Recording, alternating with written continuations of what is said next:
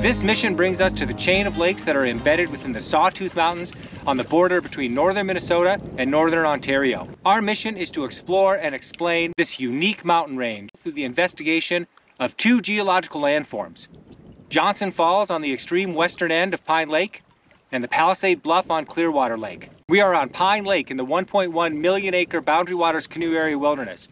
We entered the wilderness through McFarland Lake at about noon today. McFarland is a lake which is right on the edge of the preserved and protected wilderness area and therefore contains quite a few cabins. But if you stay on the south side of McFarland Lake, you can approximate the feeling of entering the wilderness. Ultimately, there's a small channel that goes from McFarland into Pine Lake, and then once you're in Pine Lake, you are in the preserved and protected wilderness. Pine Lake is one of the largest lakes in all of the Boundary Waters, and right now at about 12:38, I'm beginning to get a little bit concerned because the wind is kicking up. And I'm looking across the lake here on the biggest part of it, staring at about 3 or 4 miles of fetch, and what I'm starting to see is some whitecaps developing, and I'm seeing quite a lot of movement in the trees. What that tells me is that it's really important for me to be able to find a campsite as soon as possible. Thank you.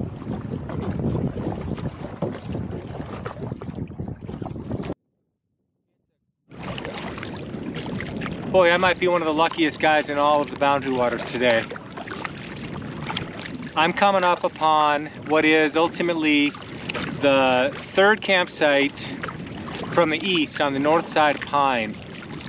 And it is truly one of the better campsites, not just on Pine, but possibly in this entire region. I know of many people who consider this their favorite campsite, and I am about 98% certain that it is open, which just could not be a better deal for me.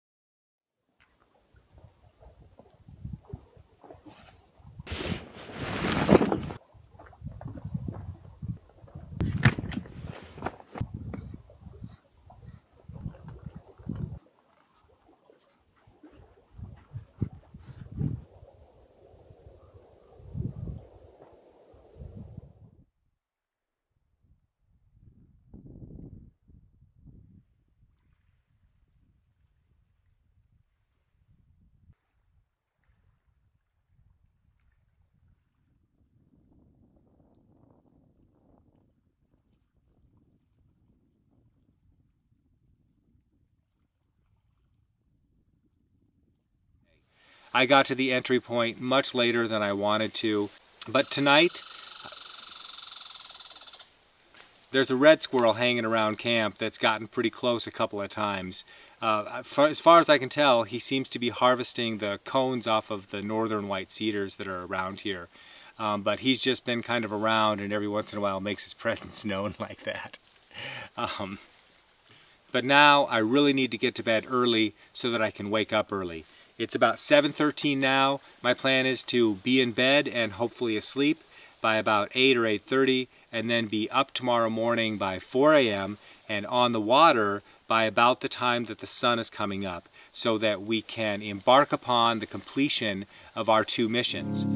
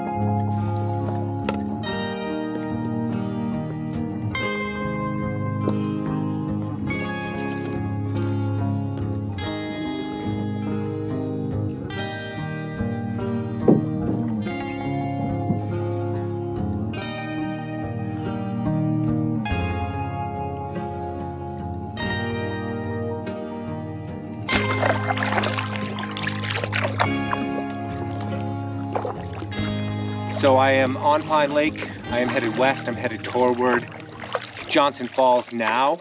And as soon as I get around this corner, I'll talk to you a little bit more about the geology of the Sawtooth Mountains and what it is that we're looking for when we go to Johnson Falls. Mission 1 is to go to Johnson Falls and to discuss Johnson Falls within the context of the geology of this region. We are in the Sawtooth Mountains. The Sawtooth Mountains are long east-west rocky ridges that are separated by deep valleys, oftentimes filled with long east-west lakes. They're called the Sawtooth Mountains because of the unique topography of the east-west ridges. That topography is characterized on the north side by very steep inclines and on the south side by very gradual inclines. It looks like the teeth on a saw blade. So it goes up, down, up, down, up, down. And it's a great area for paddlers because there are long, long, deep lakes in each of the valleys between the ridges. And those long lakes make for some really excellent paddling without having to portage that often. Now that said, the portages in this area can tend to be extreme. They tend to be very long portages. And the difficulty of the portage is really determined on its direction. So east-west portages that go from lake to lake are traveling along the valley bottom, and they tend to be relatively flat, even if in some cases they tend to be very, very long. However, north-south portages in this area go up and down over the ridges. And so especially if you're traveling from the north to the south, the first part of the portage is super difficult because you're coming up that steep incline on the saw blade. And then when you're going down on the other side, it tends to get a little bit easier. And the area here consists of two major rock formations. One that dates to be about 1.7 billion years old, and the other which is about 1.1 billion years old. The 1.7 billion year old rocks in this area are from what's called the Rove Formation. And the Rove Formation consists of a bunch of sedimentary rocks that were formed at the bottom of an ancient ocean.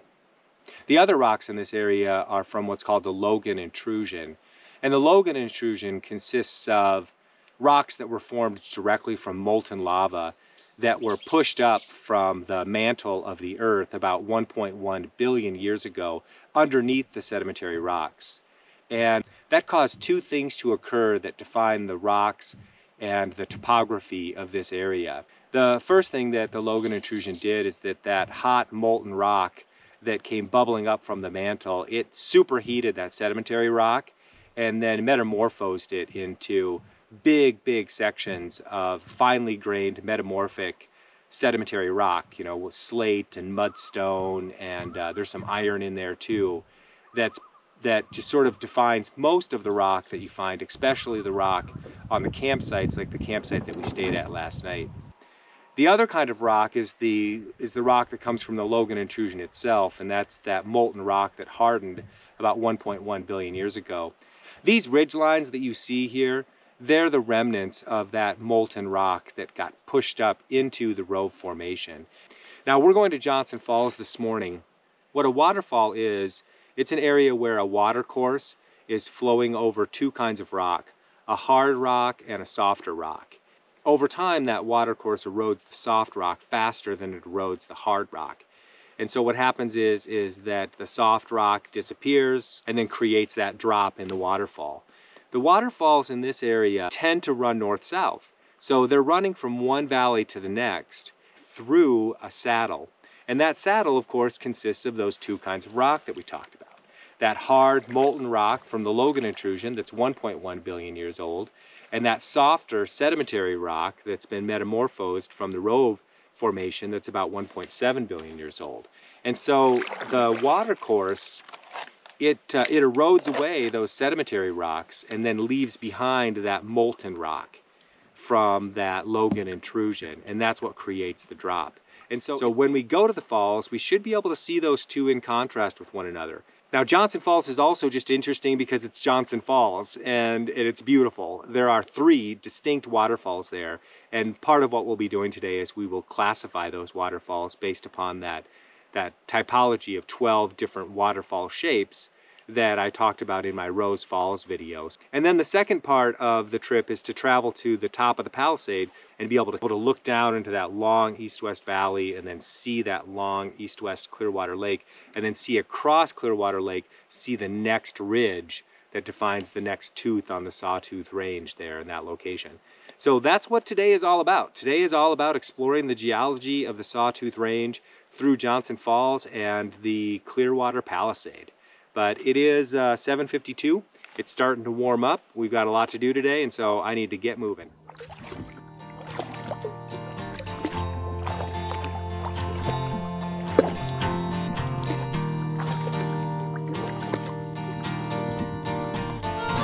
Left out one teensy little detail: the glaciation.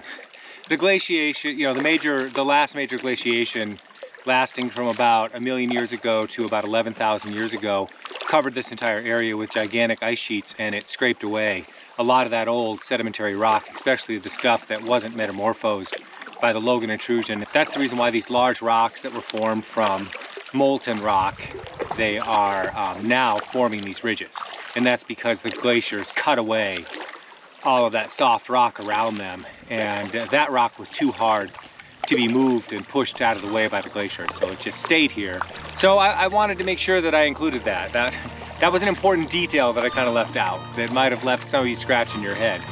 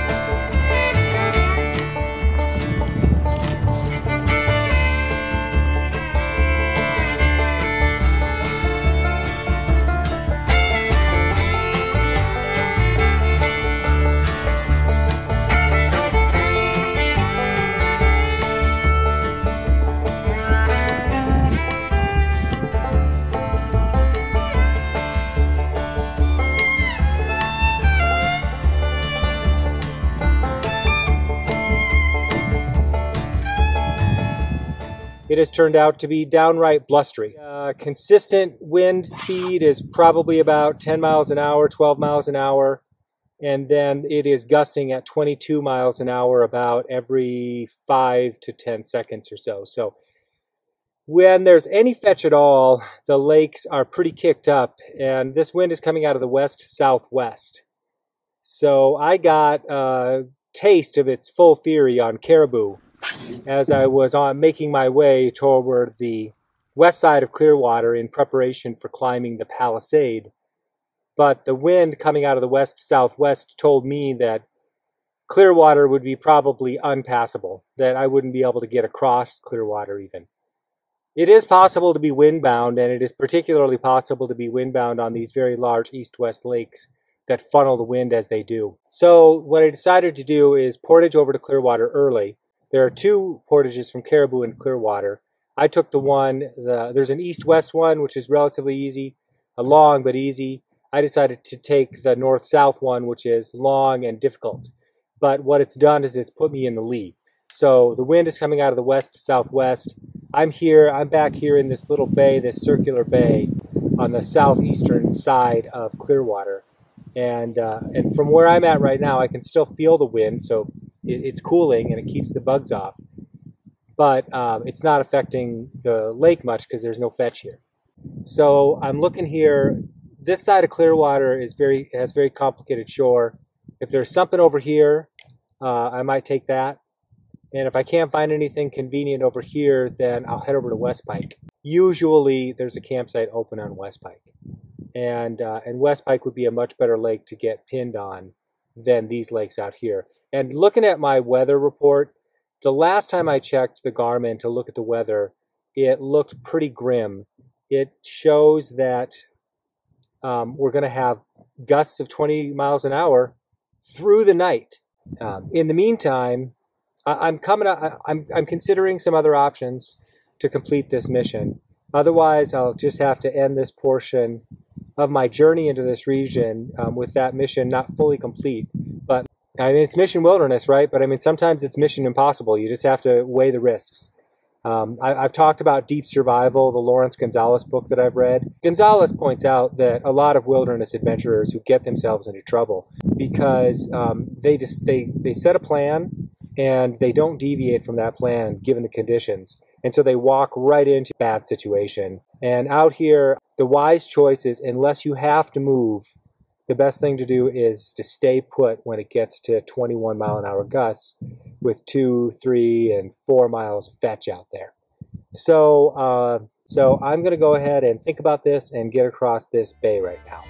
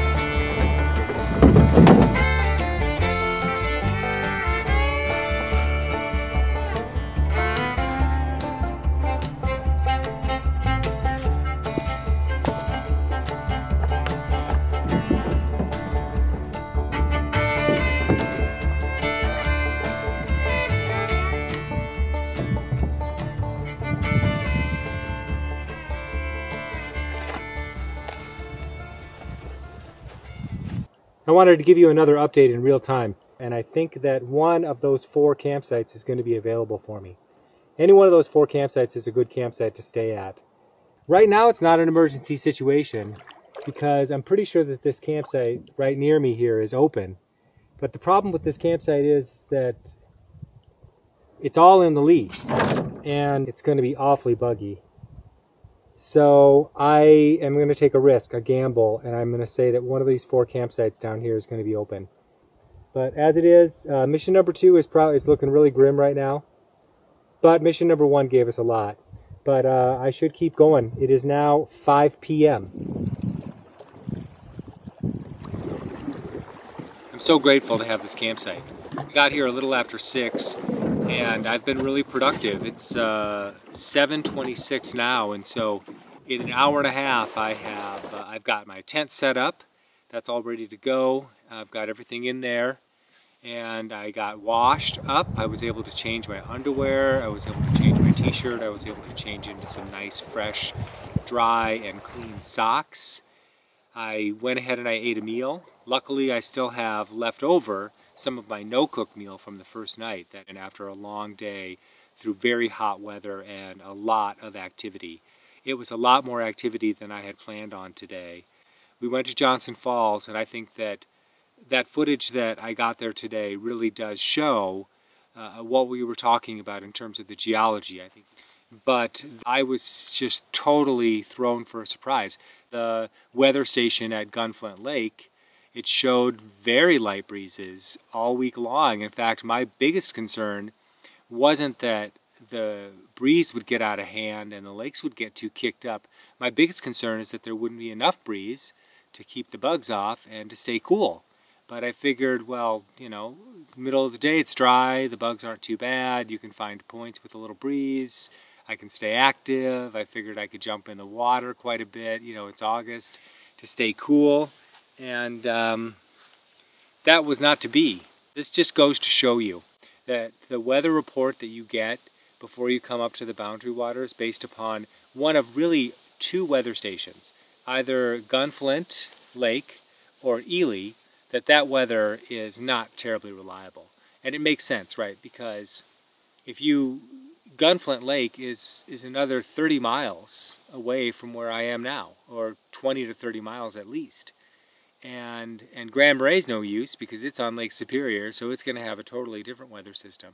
So trying to estimate what the weather is going to be in this region, or in a lot of regions of the Boundary Waters, is difficult because it's a wilderness area. For whatever reason, my Garmin seems to get it more right. And it could just be because it's getting weather that's based on the next 24 to 36 hours, or 48 hours at most, and so at that point it can be a little more accurate. But it is getting late, so I'll talk about Johnson Falls and I'll complete my discussion of our mission, that is to investigate and explore the geology of the Sawtooth Mountains, tomorrow morning over coffee. It'll just be a few moments for you, but for me it's going to be 8 hours of blissful sleep.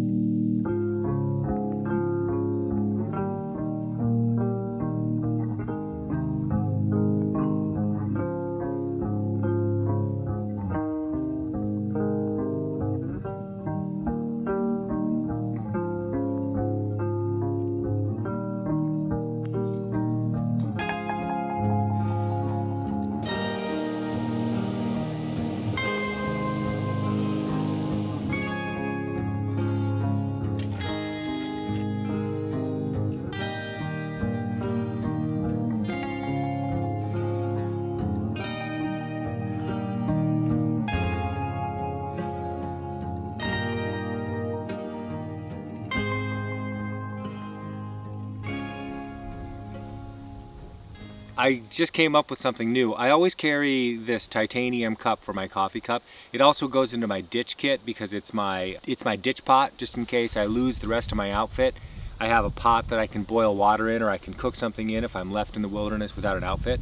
But the problem with this titanium pot is that it's not insulated, and so my coffee gets cold pretty fast. It's also, because it's not insulated, it means that my hands have to touch a hot pot and it gets uncomfortable after a time. So I've just come up with the idea of creating a cozy out of a kerchief so that it insulates it from my hand so it doesn't burn my hands. This was a revolution. This changes my outfit forever. Anyway, we have discussed the structure of the Sawtooth Mountains, that they are long east-west ridges, that the valleys between the ridges are filled with long east-west, very deep lakes, that they derived their name Sawtooth Mountains from the general structure and shape of each of the ridges, with a long gentle slope on the south side and a steep vertical precipice on the north side.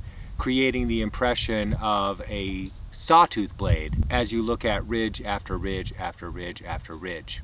We also talked about the geological origins of the Sawtooth Mountains, that they essentially consist of two types of rock. One rock is 1.7 billion years old. It is the Rove Formation, and it largely consists of layered sedimentary rocks that were metamorphosed by the younger rock, which is the rock of the Logan intrusion, which is about 1.1 billion years old. And that was literally molten rock coming up from the mantle that solidified underneath the Rove Formation, and that over time that geological forces then created the foundation for these Sawtooth Mountains that we have been paddling through for the last couple of days.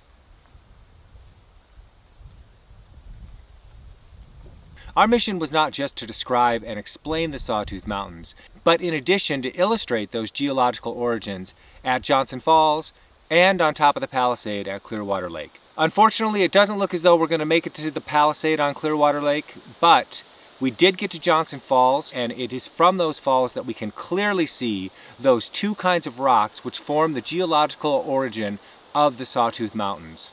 You can see it right away at the first fall.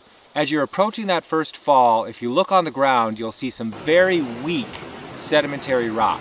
That is, bunches and bunches of layers of very, very light rock that are broken up into small pieces. It almost looks like somebody took a bunch of dinner plates and just crashed them against a floor, and it sounds a little bit like that too.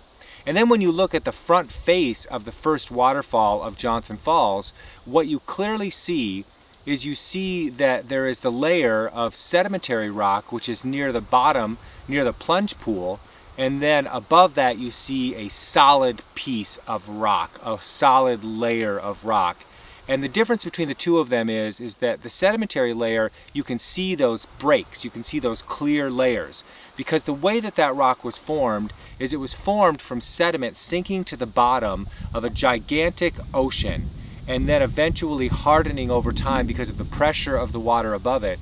And then ultimately, when it came into contact with that molten rock from the Logan intrusion, it hardened even more, but not harder than that rock that was formed directly from the Logan intrusion, that is directly from molten rock. That rock is much, much harder than sedimentary rock. And you can see that rock right above that sedimentary layer. There is a big old block of that. And if you look around Johnson Falls, that first fall, the second fall, or the third fall, you'll see big boulders of that rock that was formed from molten rock.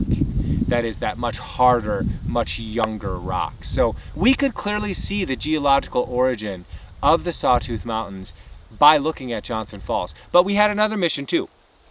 And that was to classify Johnson Falls, to classify all three of Johnson Falls based upon the shape and structure of those falls and according to the typology that I derived from the internet. And I'll provide a link for the source of that typology here in the description of this video. But I also explained that typology in greater detail in my Rose Falls video. So if you want to get more detail on that, you can go back to the Rose Falls video and you can see descriptions of all 12 different shapes of waterfall. But what I noticed is that the main waterfall is a plunge waterfall. You can see the water leaving the rock face, and then you can see that behind the waterfall, an area of weaker sedimentary rock has been hollowed out, creating a space right underneath Johnson Falls that you could probably get behind. I mean, a small person could get behind it and stand up. A larger person could get behind it and squat down and be behind the waterfall. And that's a key characteristic of a plunge waterfall. So continuing on the Johnson Falls Trail, coming to the second waterfall, which is directly above that first waterfall, but not visible from that first waterfall, what you see there is that is a really cool illustration of a fan waterfall. It starts off very narrow at the top and then it spreads out by the time you get to the bottom. And you can see the way in which it's going over the rock face. You can see those layers of sedimentary rock in the turbulence of the water. And then right below it, there's all those really, really big boulders which come from that Logan intrusion. And then of course, as you continue on this very steep trail, you find the third waterfall. I think that's a slide waterfall. The rock face is not terribly flat. It still consists of that largely sedimentary rock which is being eroded away. but it does look as though it's a very gentle kind of incline and the water is running over that rock face. And that's the third of the 3 waterfalls that you find at Johnson Falls. I gotta tell you that going deeper into the wilderness sure made my experience of Johnson Falls more interesting. It's not the first time I've been to Johnson Falls, but it's the first time that I was able to look at it and read the landscape a little bit more closely. First of all, I was able to see the geology of the region and the geological origins of the region, but also just being able to describe Johnson Waterfalls, it seems to fill my experience in a, well, frankly, a deeper way. I gotta take a drink of coffee. For right now, this mission is concluded, half accomplished, but even with being half accomplished, we came to a better understanding of the Sawtooth Range. Again, thank you so much for watching this video and for coming along on this trip with me. If you like this video, please like it. And if you want to see more videos like this, subscribe. And if you don't want to miss any one of these videos, then hit that notifications bell. And in the meantime, you know, it also really helps the video if you comment. And you know, what I would really like to hear from you is whether or not you've been to Johnson Falls, or if you have any other opinions about some of the decisions that I made on this trip. You know, like, how would you have dealt with those, with the wind and the waves, and how would you classify Johnson Falls? You know, maybe if you're really interested, you can review the classification scheme that's linked in the description, and then come to some of your own conclusions about what you think Johnson Falls might be. Any way that you can use this video to go deeper into the wilderness and to join and help create a community of people who want to go deeper into the wilderness, it is much appreciated. Again, thanks a lot for coming along with me. I look forward to seeing you in the next video.